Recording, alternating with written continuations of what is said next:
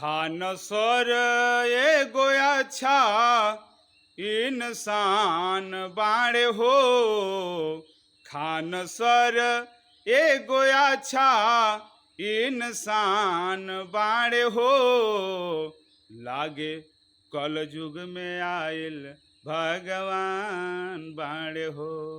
लागे कल युग में आयल भगवान बाड़े हो। ऊ तो विद्या के खान ऊ महान बाड़े हो। ऊ तो विद्या के खान ऊ महान बाड़े हो। खान सर सही में देसावा के शान बाड़े हो।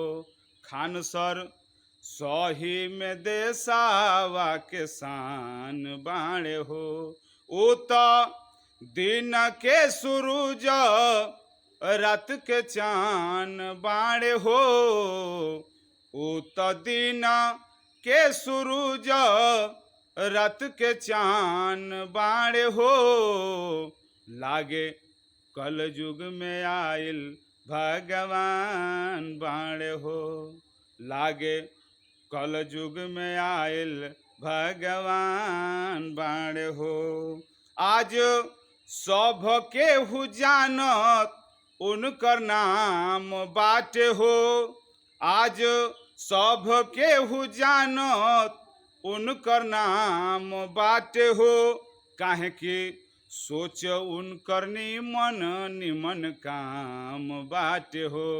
काहे कि सोच उनकर निमन निमन काम बाटे हो। उनके करत बखान सब जहान बाड़े हो। उनके करत बखान सब जहान बाड़े हो।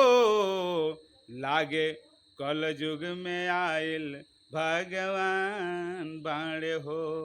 लागे कल युग में आयल भगवान बाड़े हो।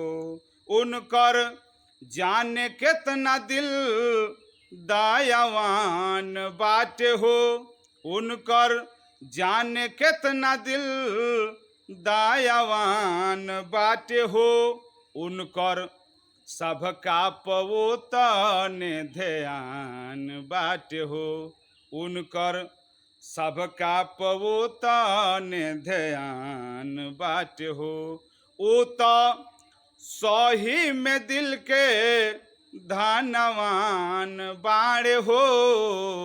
ऊ तो सही में दिल के धनवान बाड़े हो। लागे कल युग में आयल भगवान बाड़े हो।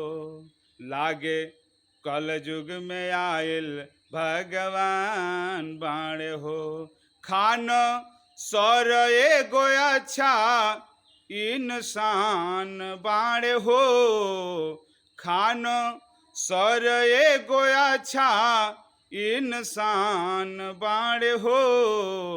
लागे कल युग में आयल भगवान बाड़े हो। लागे कल युग में आयल भगवान बाड़े हो। नमस्कार। हमार गीत आप सबके अच्छा लागल हुई तो अधिक से अधिक लाइक सब्सक्राइब शेयर जरूर करब, ताकि हमार गीत खान सर भी सुन सकी आ हमार लिखल गीत सार्थक भी हो जाओ। यह रहुआ सबसे आशीर्वाद के प्रतीक्षा रही। नमस्कार।